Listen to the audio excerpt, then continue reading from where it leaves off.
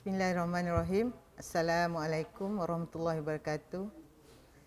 Bertemu kita lagi dalam program tuition online Perlis Mengaji, Anjuran Jabatan Agama Islam Perlis, Majlis Agama Islam Perlis, Kerajaan Negeri Perlis dan juga Jabatan Pendidikan Negeri Perlis. Baiklah anak-anak sekalian, cikgu harap anak-anak telah bersedia untuk mengikuti pembelajaran Sains SPM, ya. Sains SPM. Jadi pada kali ini kita akan menyambung tajuk 4 tingkatan 5 iaitu sebatian karbon. Ya, kita masih lagi dalam sebatian karbon. Terdahulu kita telah melihat ataupun membincangkan tentang alkohol dan juga kelapa sawit. Jadi pada hari ini cikgu akan menumpukan kepada 2 subtopik iaitu kepelbagaian sebatian karbon dan juga lemak dan kesannya kepada kesihatan. Okey. Jadi harap semua anak-anak telah bersedia, ya. Boleh dengar dan juga boleh catatkan, ya, isi-isi penting tentang pembelajaran kita pada hari ini. Okey.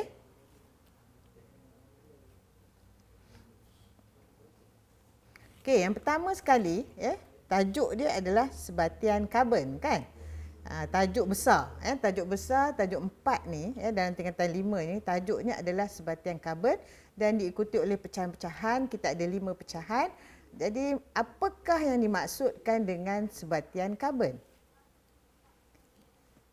Jadi sebatian karbon adalah sebatian yang mengandungi unsur karbon di dalamnya. Ya, cikgu merahkan di sini, ya. Unsur karbon di dalamnya. Okey. Jadi cuba kita lihat 2 contoh yang cikgu beri di sini. Ini adalah formula struktur bagi metana yang pertama, iaitu karbon, ya, atom karbon di tengah. Kemudian atom karbon ini, ya, diikat ataupun terikat kepada 4 atom hidrogen. Okey, 4 atom hidrogen. Jadi nama bagi sebatian karbon ini adalah metana. Okey. Jadi dia ada apa? Ada karbon. Karbon ni yang hitam ni. Cuba kita lihat contoh yang kedua. Karbon dioksida. Ini biasa anak-anak dengar, kan? CO2, kan? Karbon dioksida. Ada unsur karbon juga. Ya? Jadi ada unsur karbon di dalamnya iaitu karbon dioksida. Okey. Jadi dah dapat sedikit, ya, tentang unsur karbon, sebatian karbon, maaf. Okey, apakah sumber sebatian karbon? Kan? Jadi di mana kita nak dapat sebatian karbon ni? Jadi kalau kita lihat sebenarnya di sekeliling kita ni penuh dengan sebatian karbon termasuk diri kita sendiri. Diri kita sendiri pun ada karbon. Ya, dalam tubuh badan kita pun ada karbon. Baik. Yang pertama adalah tumbuhan. Jadi sebatian karbon ni terdapat dalam tumbuhan. Okey. Maknanya ada unsur karbon terdapat dalam tumbuhan. Kemudian dalam haiwan pun ada karbon. Kan macam kita manusia kan ada juga, kan? Haiwan pun ada karbon. Di udara. Di udara ada karbon. Contohnya yang paling jelas tadi karbon dioksida, kan? Dia terdapat di udara. Di kerak bumi. Di kerak bumi. Ya. Di kerak bumi pun ada karbon juga, ya. Kemudian bahan sintetik, bahan-bahan pembuatan juga menggunakan unsur karbon, ya. Okey, baik, itu adalah sumber-sumber sebatian karbon. Jadi secara umumnya kita boleh bahagikan sebatian karbon kepada 2, iaitu satu sebatian organik. Maksudnya sebatian karbon organik. Dan satu lagi sebatian karbon bukan organik. Tapi kita selalu ringkaskan, kita kata sebatian organik dan sebatian bukan organik. Jadi ingat, sebatian karbon ada 2, ya, iaitu organik dan bukan organik. Ya. Cikgu di sini, cikgu menggunakan istilah dalam buku teks, ya, sebab kadang-kadang cikgu tengok dalam buku orang kata buku rujukan menggunakan sebatian tak organik. Jadi kita rujukan yang utama adalah buku teks, sebab itu yang kita belajar melalui buku teks kan. Jadi kita gunakan sebatian bukan organik. Baik, 2 sebatian kan. Okey, kita pergi kepada satu-satu untuk melihat contoh-contoh bagi sebatian organik ini. Okey, yang pertama, alkohol. Oh, alkohol ni sebatian organik. Yang kedua, petrol. Di mana dapat petrol? Di stesen minyak kan. Yang ketiga, arang batu. Juga merupakan sebatian organik. Yang keempat, gas LPG. Okey. Liquefied petroleum gas. Okey. Yang kelima, kapas. Kapas pun sebatian organik ke? Oh ya. Nasi. Nasi daripada mana? Beras kan? Dari tumbuhan. Kertas juga merupakan sebatian organik. Mentega atau margarin juga merupakan sebatian organik dan juga gula. Okey. Okey, jadi ini adalah sebatian organik. Okey, ini adalah sebatian organik. Okey. Tengok dulu, ingatkan. Kejap lagi kita nak buat rumusan. Jadi kita ingat balik apa yang kita dah lihat ni. Okey. Yang terakhirnya perisa. Tu ada perisa vanila yang cikgu tunjuk tu. Ini hari tu kita dah sentuh dalam alkohol. Perisa ni adalah ester kan. Okey. Cuba kita lihat pula sebatian bukan organik. Contohnya, kalsium karbonat, soda bikarbonat. Kalsium karbonat ni bahan kimia, ada di dalam makmal. Soda bikarbonat ni mak kamu gunakan. Mungkin hari ni nak buat kek dan sebagainya. Kek pisang ke kan. Okey, karbon dioksida. Kapur. Kapur ni dulu cikgu guna papan hitam ataupun papan hijau, dia tulis menggunakan kapur. Tapi kebanyakan sekolah sekarang tak menggunakan papan hijau atau papan hitam lagi, tetapi sebaliknya menggunakan whiteboard kan, papan putih. Jadi tidak lagi menggunakan kapur. Tapi walau macam mana pun, kapur adalah sebatian bukan organik. Okey, seterusnya batu kapur. Tadi kapur, yang ni batu kapur. Okey. Jadi batu kapur juga adalah merupakan sebatian organik. Dan yang terakhir ni yang nampak macam cantik sikit ni, ini adalah serpihan-serpihan marmar. Marmar tu kita gunakan dalam kehidupan seharian kita sebagai apa? Lantai kan? Tiles, kita kata tile, menggunakan marmar. Jadi ini adalah contoh-contoh satu lagi. Dan yang terakhir, soda ash ataupun abu soda, ini juga adalah merupakan sebatian bukan organik. Okey, ini. Cuba ingat balik, tadi sebatian organik. Kan? Kertas, nasi, gula. Kan? Sekarang yang ni sebatian bukan organik. Mari kita lihat. Ada lagi. Okey, ini juga adalah merupakan sebatian bukan organik, iaitu sebatian kimia, natrium karbonat. Okey, dan kalsium karbonat. Jadi yang atas adalah natrium karbonat, yang bawah adalah kalsium karbonat. Okey. Jadi apa yang anak-anak nampak di sini? Tadi kalau sebatian organik tidak ada logam kan? Tidak ada unsur logam. Tapi dalam sebatian bukan organik terdapat unsur logam. Ingat, itu perbezaan. Okey. Tak perlu ingat ni formula ni tak perlu ingat. Untuk saintras tak perlu ingat. Kita cuma tahu nama natrium karbonat. Okey. Jadi karbonat tu terdiri daripada karbon dan oksigen. 1 karbon, 3 oksigen. Okey.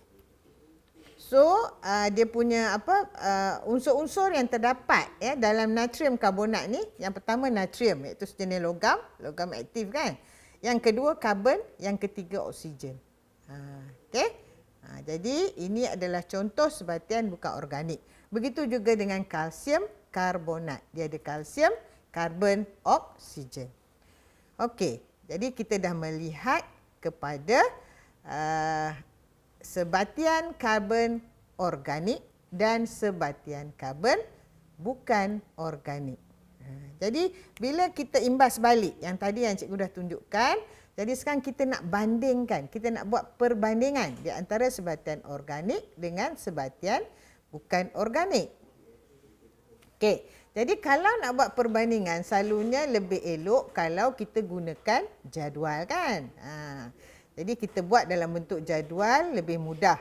Tetapi cikgu nak ingatkan, untuk jadual kalau macam 2 kolom, anak-anak mesti tulis ayat yang lengkap. Kan? Tapi kalau ada 3, tak apa. Sumber contohnya kan, apa dia daripada mana? Daripada mana sini kan. Tetapi ini cikgu buat 2 saja. Jadi mesti lengkap. Contoh macam ni. Sebatian organik berasal daripada benda hidup. Manakala sebatian bukan organik berasal daripada benda bukan hidup. Nampak? Jadi benda hidup tadi ni termasuklah tumbuh-tumbuhan dan haiwan. Ya?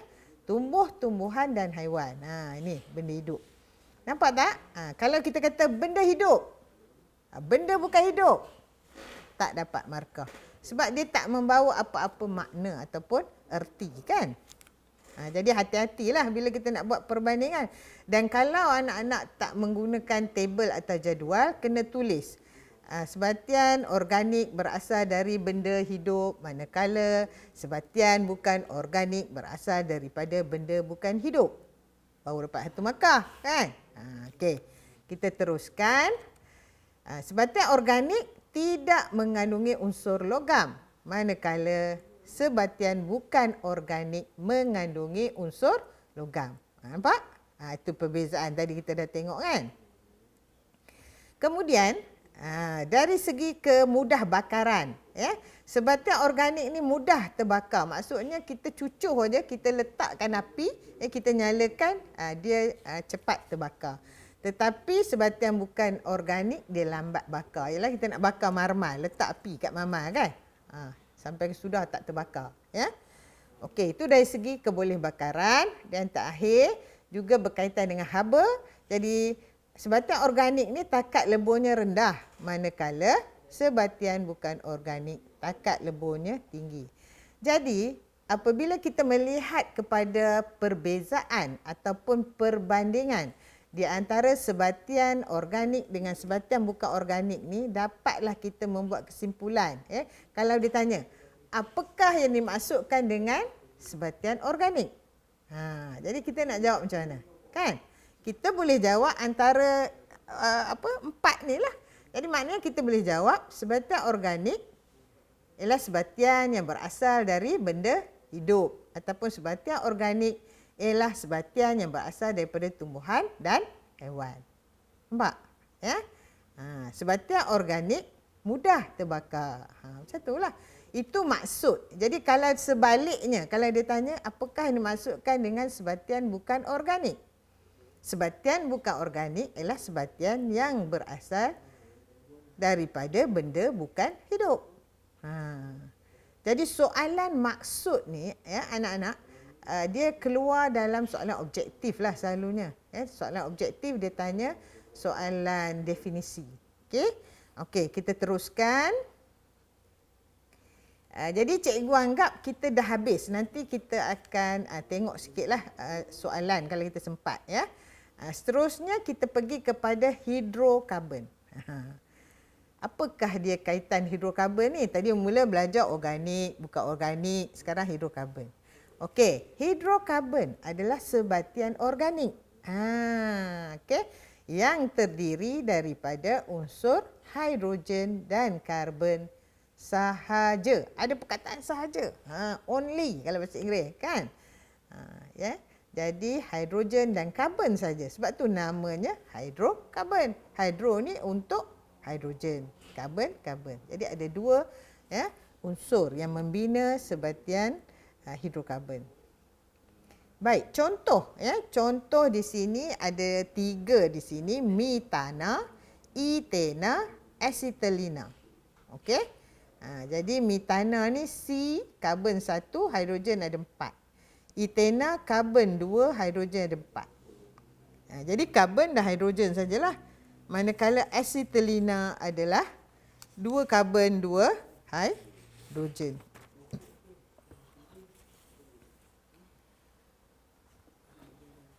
Okey, cikgu nak tunjukkan kepada kamu.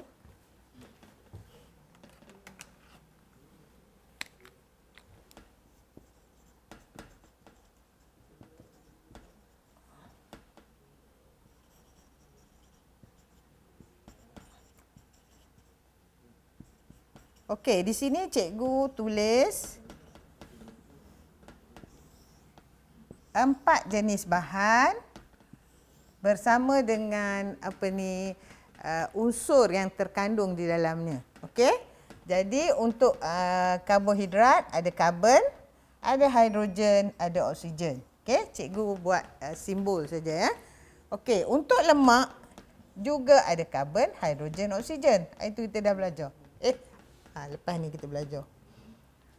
Untuk petrol, karbon dan hidrogen. Untuk arang batu juga karbon dan hidrogen. Jadi kenapa cikgu nak tulis benda ni? Sebab tadi kita pergi melihat kepada hidrokarbon. Jadi yang mana antara keempat-empat ni sebatian hidrokarbon, kan? Jadi mesti yang ada 2 saja, iaitu karbon dan hidrogen. So maknanya petrol dan arang batu adalah merupakan sebatian hidrokarbon.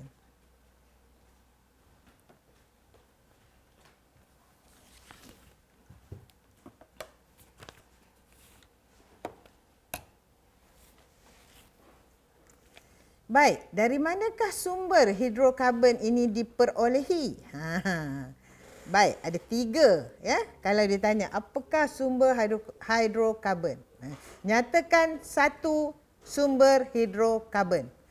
Jadi anak-anak boleh tulis sama ada petroleum, gas asli ataupun arang batu. Inilah sumber-sumber hidrokarbon kita. Baik.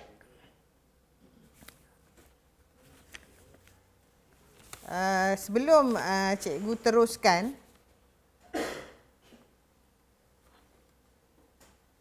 kita lihat macam manakah pembentukan gas asli dan petroleum. Okey, gas asli dan petroleum. Okey, jadi kalau dilihat daripada lakaran gambar rajah ni, di ni kalau anak-anak dapat lihat, Arab dapat lihat ini adalah hidupan laut hidupan dalam air yang telah mati. Bila? Berjuta-juta tahun dahulu. Lamanya. Memanglah kan? Lama. Berjuta-juta tahun dahulu. Jadi setelah mereka ni mati, jadi apa yang berlaku? Dia akan ditimbuni oleh lumpur-lumpur. Kan? Lumpur-lumpur. Kemudian terbenam di dasar laut. Di dasar laut tu bawahnya ada batu. Batu tu tidak telap air lah. Okey, jadi dia akan termendap lama kan. Lepas tu di atas tu pula ada batu lagi. Jadi lama-lama dengan tekanan yang tinggi, dengan haba yang tinggi juga kita kata melalui proses lipatan kerak bumi, maka terhasillah petroleum ataupun crude oil dipanggil crude oil. Jadi petroleum tu adalah dalam bentuk cecair. Warna dia hitam, tak cantik warna dia hitam itu adalah crude oil. Manakala gas kalau kita lihat di sini natural gas ni kita tengok, kita belajar orang putih Jadi ni adalah gas asli. Kenapa gas ni di atas? Ni ada batu di atas. Kemudian ada gas dulu. Bawah tu ada petroleum. Sebab gas kurang tumpat daripada cecair. Jadi gas akan berada di atas. Okey. Jadi agaknya macam mana kita nak dapatkan petroleum ni? Macam mana kita nak dapatkan ya? Gas asli? Dengan cara apa? Cari gali kan. Itu orang kata telaga kan. Telaga minyak orang kata. Jadi kita pun Malaysia ada telaga minyak, bukan Saudi saja. Okey, bukan Saudi saja yang ada telaga. Kita pun ada. Okey. Di Terengganu, di Sarawak ya dan sebagainya. Okey. Okey.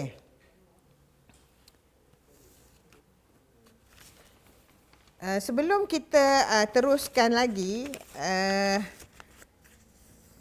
cikgu nak terangkan sikit tentang pembentukan arang batu. Sebab arang batu tiada kat sini. Ya. Jadi, pembentukan gas asli dan petroleum sama. Jadi, gas asli akan dikutip, ya, akan menggunakan telaga lah, ya, dan dikutip, dialirkan melalui pipe-pipe gas lah. Begitu juga dengan petroleum akan dialirkan melalui pipe gas. Mula dekat pelantar minyak kan, dapatkan minyak dari bawah, kemudian dihantar ke refinery, di mana juzuk kita kata tak, komponen-komponen ataupun juzuk-juzuk petroleum tu diperolehi ataupun diekstrak. Okey. Okey, bagi ingat tadi arang batu. Arang batu ni bentuknya pepejal. Ya, tadi ingat gas lah. Ya, crude oil tadi, petroleum adalah dalam bentuk minyak kan, dalam bentuk cecair. Manakala arang batu ni adalah dalam bentuk pepejal. Dia dalam bentuk batuan lah, yang berwarna hitam. Baik, dia apa yang berlaku dalam arang batu ni? Arang batu ni pokok-pokok lah. Ya, dia tidak ada haiwan, ya, pokok. Kan kita dapat arang. Arang dari mana? Daripada kayu kan? Okey, arang. Tapi itu arang kayu. Ini arang batu. Jadi pokok-pokok yang berada di kawasan pesisiran, ya, selalunya kita kata kawasan berpaya lah kan. Jadi dalam kawasan-kawasan berpaya. Jadi lama-lama mati kan. Jadi bila mati, dia akan ni lah, dia akan pergi ke apa, dibawa oleh air ke dasar. Dasar air tersebut dan bila dikenakan tekanan yang tinggi dan suhu ataupun haba yang tinggi, maka dia akan mengeras. Okey, dia akan mengeras dan menjadi apa dia? Arang batu. Jadi macam mana nak dapat? Tapi dia ni berbeza. Sebab apa? Sebab arang batu ni kena lombong. Lombong, bukan, ingat lombong biji timah, sekarang dah tak ada. Ini lombong arang batu. Okey? Okey. Arang batu ni digunakan untuk penjanaan tenaga elektrik, ya anak-anak. Penjanaan tenaga elektrik. Okey, kita teruskan. Okey, tadi cikgu ada sebut, ya. Cikgu ada sebut dan dihantar pergi kepada loji penapisan ataupun kilang penapisan. Jadi di kilang penapisan atau loji penapisan ni akan berlaku penyulingan berperingkat. Kita nak asingkan juzuk-juzuk ataupun komponen-komponen petroleum, ya, secara berperingkat. Sebab komponen-komponen ini mempunyai takat didih yang berlainan. Ingat penyulingan. Hari tu dalam alkohol pun dah buat, ya, untuk mendapat alkohol tulen melalui proses penyulingan, distillation. Okey, tapi yang ni kita panggil penyulingan berperingkat sebab terlalu banyak, ya. Daripada suhu 20 darjah Celsius kita dah dapat apa? Gas, petroleum gas. Okey, petroleum gas. Okey, yang kita gunakan untuk masak, ya. Macam itana kan? Itana dan sebagainya. Okey, yang kedua, masih lagi gas iaitu nafta, ya. Anak-anak tak perlu tahu secara umum, tetapi ada beberapa lah yang anak-anak perlu tahu kan. Okey, untuk seterusnya 120 darjah Celsius kita boleh dapat petrol yang digunakan dalam combustion atau pembakaran dalam kereta. Kemudian 170 darjah Celsius kerosin. Ini nanti dalam tajuk motion Dalam tajuk gerakan kita akan belajar ya kerosin digunakan dalam enjin kapal terbang. Okey, seterusnya diesel. Diesel ni bagi kenderaan yang lebih berat, lebih besar. Walau bagaimanapun sekarang ni ada juga kereta-kereta yang menggunakan bahan api diesel, ya. Tak semestinya besar dah sekarang ni, ya. Kemudian seterusnya bila suhu lagi tinggi, minyak pelincir. Dan kemudian minyak untuk menjana apa orang kata kilang, kapal-kapal yang besar, dan akhir sekali pada suhu 600 darjah Celsius tu dapatlah bitumen. Bitumen ni memang kita guna kan. Kita tahu buat tar jalan kan. Buat jalan raya tar. Jadi kalau kita lihat ni kalau kita lihat daripada takat didih yang paling rendah kepada takat didih yang paling tinggi berlaku perubahan dari segi keadaan. Gas, cecair, pepejal. Sebab yang akhir sekali tu bitumen adalah pepejal kan. Dia dah nak hampir jadi pepejal lah. Sangat likat, bukan pepejal betul. Dia kelikatannya bertambah. Okey, silap cakap.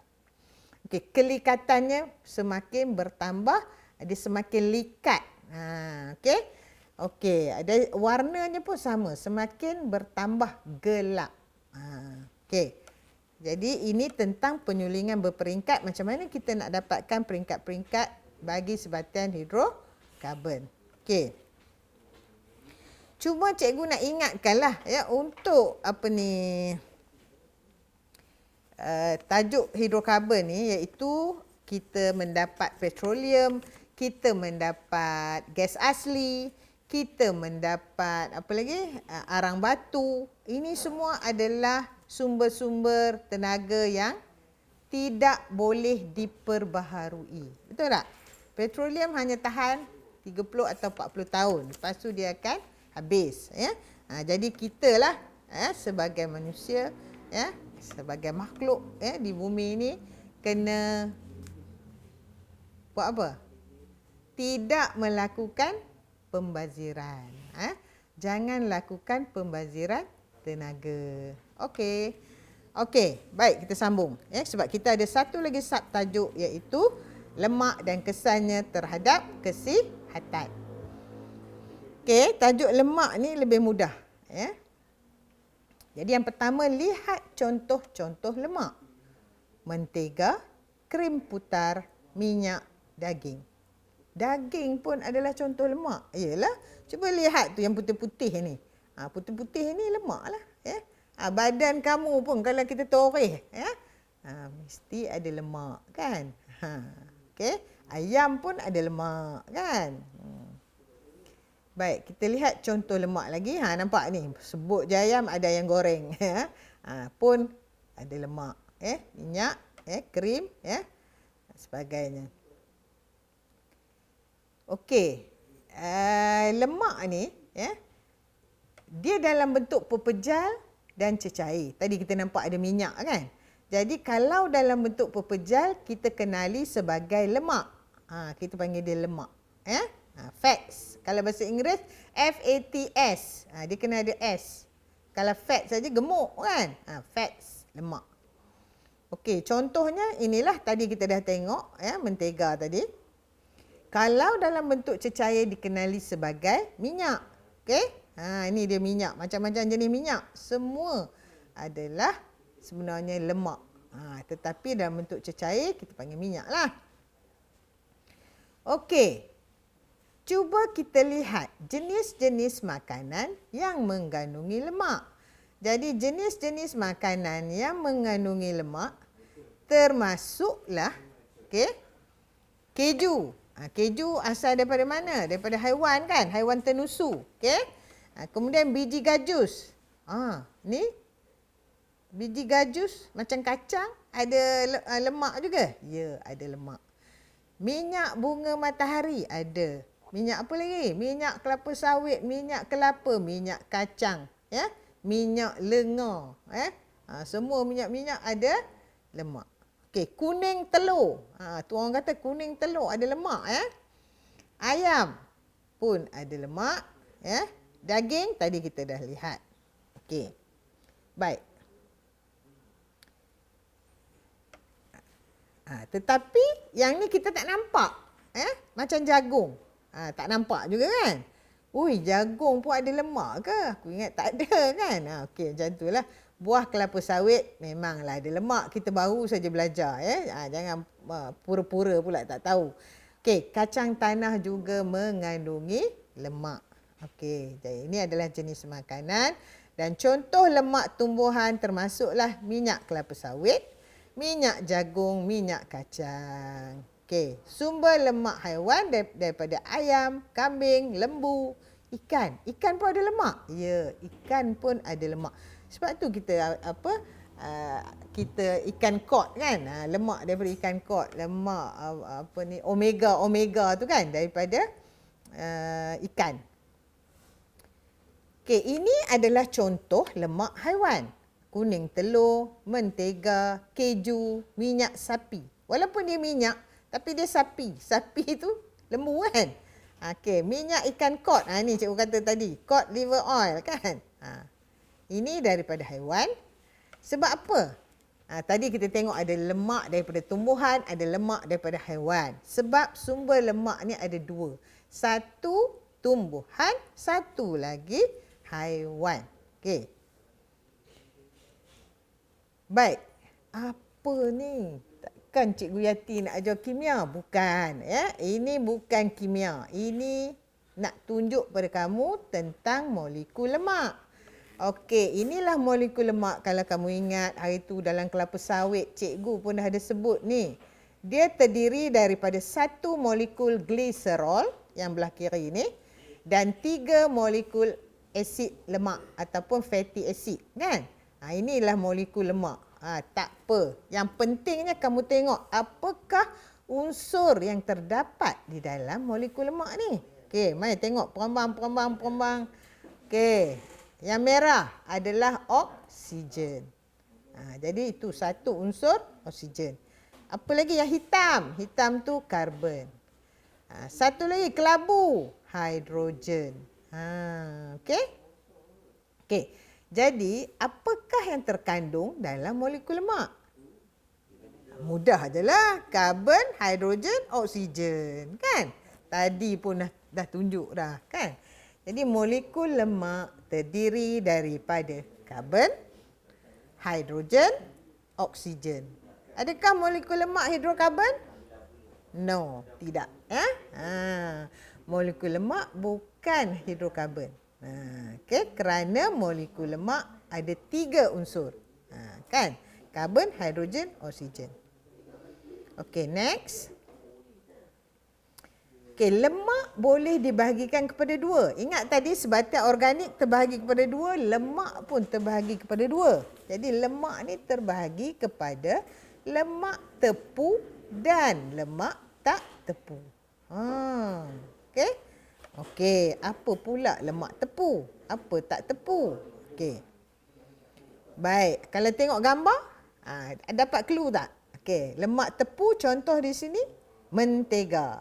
Lemak tak tepu contoh sini minyak. Kan? Jadi dapat tak gambaran? Lemak tepu dikaitkan dengan mentega.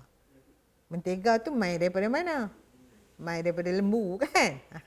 Okey. Okey, lemak tak tepu berasal daripada mana? Minyak. Minyak tu daripada mana? Tumbuh-tumbuhan. Jadi, lemak tepu berasal dari haiwan. Cuba kita tengok keju. Keju pun samalah. Sebab keju ni daripada lembu juga kan?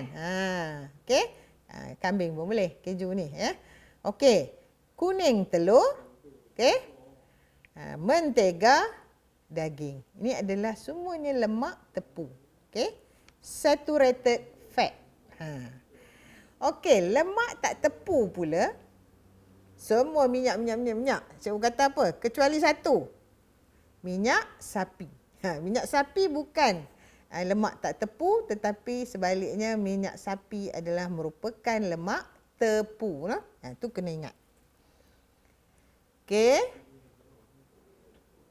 Mari kita lihat apakah persamaan di antara lemak tepu dengan lemak tak tepu.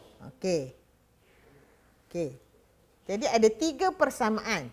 Kan lemak, satu lemak ni terdiri tepu ke tak tepu ke? Terdiri daripada unsur-unsur karbon, hidrogen, oksigen. Tadi cikgu dah tunjuk molekul dia kan. Yang kedua, semua lemak dia tak larut dalam air.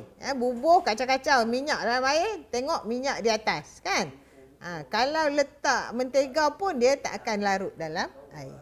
Dan yang ketiga, dia adalah sumber penting bagi asid lemak dalam badan. Sekarang kita tengok perbezaan. Kita nak bandingkan lemak tepu versus lemak tak tepu. Jadi cikgu buatkan dalam bentuk table atau jadual supaya mudah. Jadi yang pertama, sumber lemak tepu berasal dari mana? Haiwan kan? Lemak tak tepu berasal dari tumbuhan. Okey. Keadaan pada suhu bilik pepejal. Tadi kita dah nampak kan butter tadi, mentega tu pepejal ya. Tetapi lemak tak tepu keadaan pada suhu bilik, ingat minyak adalah cecair. Kalau kamu tak tulis yang di tengah-tengah ni aspek ni, kamu kena hati-hati. Kamu jangan kata pepejal, lemak tepu pepejal, lemak tak tepu cecair, tak boleh. Kamu kena lengkap kecuali kalau kamu tulis aspek tak ada masalah. Kalau 2 saja kamu kena kata keadaan pepejal pada suhu bilik. Kena kata macam tu. Lemak tak tepu, keadaan cecair pada suhu bilik. Mesti lengkap ya. Pastikan. Okey, next. Takat lebur pula. Bagi lemak tepu, takat leburnya tinggi. Lemak tak tepu, takat leburnya rendah. Dan kesan pada kesihatan, lemak tepu tidak baik manakala lemak tak tepu baik. Tak tepu baik. Dan bilangan atom hidrogen bagi lemak tepu dia dah maksimum. Okey, manakala lemak tak tepu belum maksimum. Dia tak maksimum sebab dia ada ikatan ganda 2. Okey, lemak tak tepu ni ada ikatan ganda 2 tapi lemak tepu tak ada. Dia ikatan tunggal saja. Okey, kita teruskan. Kepentingan lemak. Jadi di sini lemak ni penting. Yang pertama, berfungsi sebagai pembekal tenaga. Yang kedua, pelarut untuk vitamin-vitamin A, D, E, K. Dia tak larut dalam air vitamin ni. Tapi sebaliknya vitamin ni larut dalam minyak. Ataupun lemak. Okey, pelindung. Penting juga lemak ni bagi organ dalam badan. Tapi janganlah banyak selaput kita punya jantung pula kan. Tak je nak mengepam pun tak boleh otot dia. Tapi kan sikit-sikit boleh ya. Lapisan lemak di bawah kulit berfungsi sebagai penebat haba. Terutama bagi orang yang duduk di kutub utara, kutub selatan kan. Sebab tu depa pun badan besar-besar kan. Okey, seterusnya apakah kolesterol? Nampak? Tadi lemak, sekarang kolesterol. Jadi lemak tepu cikgu baca ya, dikaitkan dengan peningkatan aras kolesterol. Kolesterol yang banyak dalam badan menyebabkan mendakkan ya, maksudnya dia termendap ya. Lemak terbentuk dalam dinding arteri. Arteri itu apa? Salur darah. Okey, yang mengakibatkan penyakit darah tinggi, serangan jantung, strok ya. Okey. Jadi kolesterol ni memang dia ada. Ada di mana? Dalam lemak tepu. Dalam lemak tak tepu ada juga, tapi sedikit ataupun tiada. Ya? Kita boleh kata ya, kurang kolesterol ataupun tiada kolesterol untuk lemak tak tepu. Ya. Kalau lemak tepu banyak kolesterol. Ya. Okey, ini contoh ya penyakit arteriosklerosis.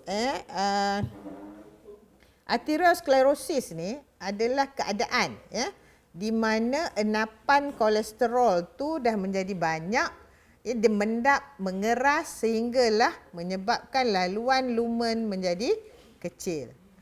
Arteri tu salur darah lah.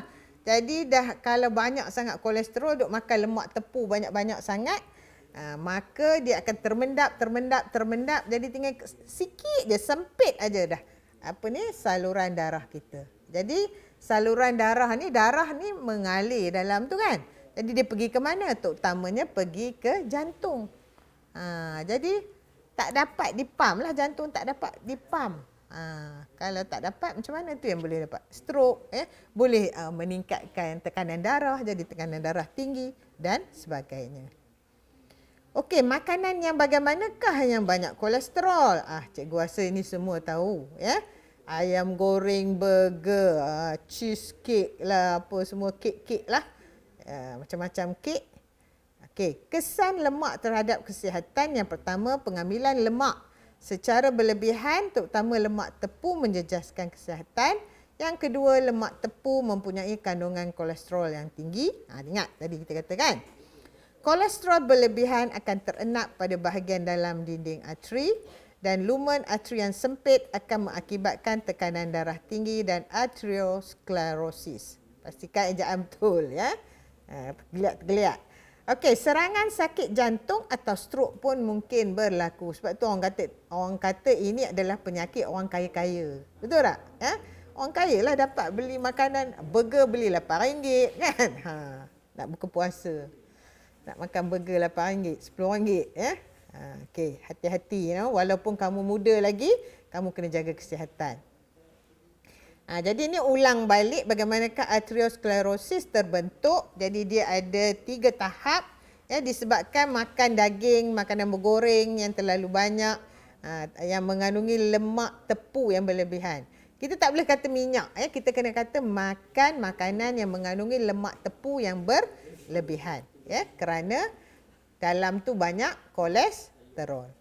Jadi tahap 1, dinding dalaman arteri ni clear lagi, dia sikit aja, nampak? Kolesterol ni sikit aja. Comel aja kan. Tahap 2, kolesterol mula terbentuk dah. Napal ni, ya, dah jadi pejar di sini. Nanti darah pun tak boleh melalui ni dah kan. Dan tahap 3, arteri menjadi semakin sempit. Kolama sempit yang tak boleh, ada darah beku lagi. Jadi bila darah beku, darah tak boleh sampai ke otak kita kan. Bahayalah, itu yang boleh menyebabkan stroke dan sebagainya. Okey, jadi ini, cuba lihat, itulah dia kolesterol yang kuning-kuning tu, ya. Itu dia kolesterol. Okey. Kita tak boleh benarkan kolesterol banyak. Kolesterol dia ada 2, HDL dengan LDL. Okey, ada kolesterol baik, ada kolesterol jahat. Ya ke? Yalah kan, HDL adalah kolesterol baik kan. Okey.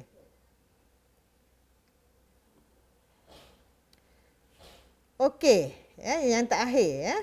Kesihatan yang baik boleh diperolehi melalui, yang pertama, kita mesti kekalkan BMI kita, berat badan ideal yang dikenali sebagai BMI. Yang kedua, kurangkan pengambilan lemak tepu, nampak? Kurangkan. Okey. Yang ketiga, makan makanan seimbang. Okey, di sini ada juga piramid makanan, boleh juga, ya, makan mengikut piramid makanan. Dan di sebelah kiri ni adalah selalu bersenam ni, selalu bersenam, okey. Okey, ini adalah tip-tip lah, ataupun kita boleh mencegah, ya, penyakit-penyakit stroke dan sebagainya tu dengan cara ataupun kaedah ini. Okey, cikgu cuma nak tunjukkan kamu tentang pinggan sihat Malaysia. Pinggan sihat Malaysia ni, ya, dia terdiri daripada 3. Jadi dia ataupun dikenali sebagai suku-suku separuh. Okey, dalam suku-suku separuh ni, ya. Dalam suku-suku separuh ni, apa dia patah balik? Dalam suku-suku separuh ni dia macam ni. Suku-suku maknanya ada 2 suku, 1/4 kan. Dia bulat, ya. Itu 1. Kemudian bahagi 2 dapat separuh. Separuh ni buah-buahan dan sayur-sayuran. Kena makan setengah pinggan. Buka puasa ni buat macam tu. Makan ikan, ayam, daging, suku pinggan saja. Ini bentang, ya. Nasi Arab, nasi ayam, ya, dan sebagainya. Dan nasi pun 1/4 saja. Okey? Okey.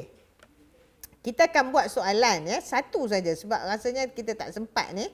Jadi cikgu akan tunjukkan satu soalan saja. Rajah 8 menunjukkan peratus lemak tepu yang berasal dari haiwan dan tumbuhan. Jadi soalan, ingat ya, bentuk-bentuk soalan sekarang ni dia lebih kepada graf, ya, gambar rajah dan sebagainya. Okey, jadi dalam rajah 8 ni maksudnya soalan nombor 8 lah. Didapati peratus lemak tepu bagi makanan Y tinggi kan? Manakala makanan Z rendah aja. Ya, graf ni ada kesilapan sikit, kosongnya di atas, ya. Okey. Tak apalah, yang penting kita tengok Y dan Z. Okey. Berdasarkan rajah 8, makanan manakah berasal dari haiwan? Haiwan mestilah apa? Banyak lemak tepu kan? So yang peratusnya tinggi. Mana yang baik? Yang tinggi dalam graf tu kan yang rendah? Mestilah yang rendah kan? Peratus lemak tepunya sikit. Itu cikgu tunjuk kenip je tu. Itu adalah graf tadi kan? Jadi jawapan bagi ni yang berasal dari haiwan adalah makanan Y. Yang pertama tu yang graf barnya tinggi. Yang kedua yang baik adalah Z, makanan baik. Dan sebab kerana apa? Bila kita tengok graf, sebab tu kita kena rujuk graf tu, ya. Okey, jadi stimulus, ya, ataupun rangsangan yang diberi pada kita tu kita kena tengok. Jadi mengandungi peratus lemak tepu yang kurang makanan Z tu. Okey, ya. Baru 3 markah. Okey, antara berikut yang manakah contoh makanan Z? Z yang mana? Elok ke tak elok? Yang elok. Jadi kelapa sawit lah. Okey. 4 markah dah, ya. Nyatakan 2 masalah kesihatan yang disebabkan oleh pengambilan makanan Y yang berleluasa. Jadi, ya, cikgu berikan di sini masalah kesihatan, ingat, penyakit stroke, serangan jantung. Dia ada 2 jantung ni, satu serangan jantung, satu lagi penyakit jantung. Serangan tu yang tiba-tiba terus nak pengsan. Ya, sakit jantung tu yang perlu bedah dan sebagainya lah. Ya, okey. Jadi oleh kerana masa mencemburui kita, maka setakat inilah, ya, satu contoh soalan. Tapi kamu boleh membuat latihan-latihan, ya, dalam buku pasir. Kalau dah ada buku pasir, bolehlah membuat latihan. Cikgu ada salin tadi untuk apa ni, okey. Untuk seterusnya, okey, untuk seterusnya kamu perlis kita menggunakan buku ni. Betul tak? Okey, kita menggunakan buku ni. Jadi buku teks sama, warna biru ni.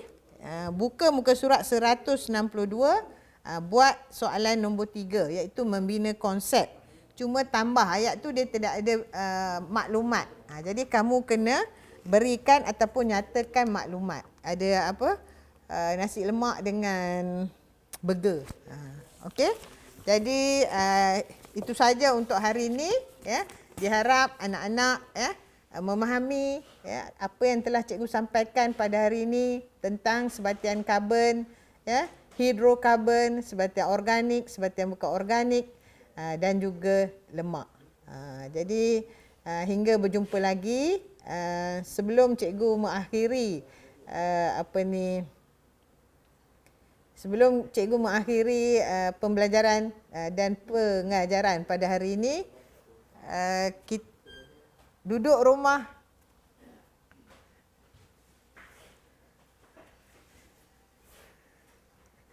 stay at home, ya, hapus COVID-19. Thank you frontliners, Perlis mengaji. Sekian, terima kasih.